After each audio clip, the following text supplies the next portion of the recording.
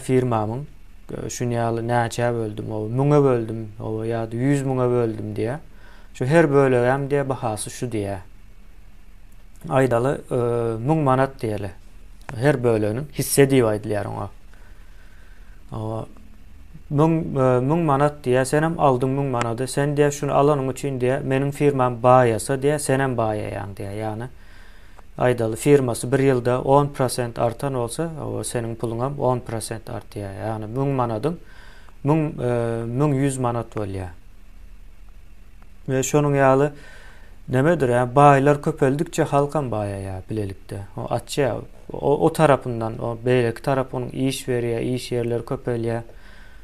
Daşary ýurda çelli ýaýrap gidiberýär da bu zatlar. Amerika şonuň ýaly işleýär, Ýewropa şonuň ýaly işleýär. Ýaponiýa şonuň ýaly. O dünýä şonuň ýaly işleýär. Hemçin o birem şo zady halamaýar, ýa düşünmeýänligi üçin o beýleki tarapdan hem o Amerika gidip ýaşajak bolup ulgaşyp ýörler. Bu taýda o halkam o soramaly. Nereden gelýär bu maglumatlar?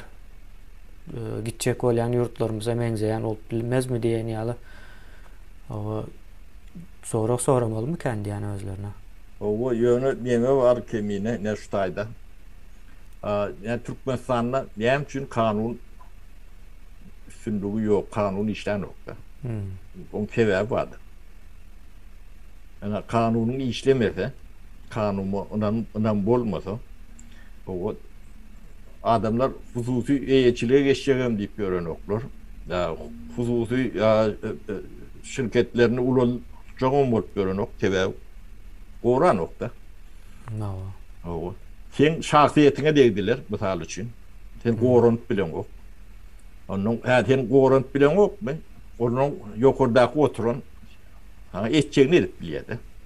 Şu wagtda kemine o adam diýse, o adam ýok, bu kezap näme diýip o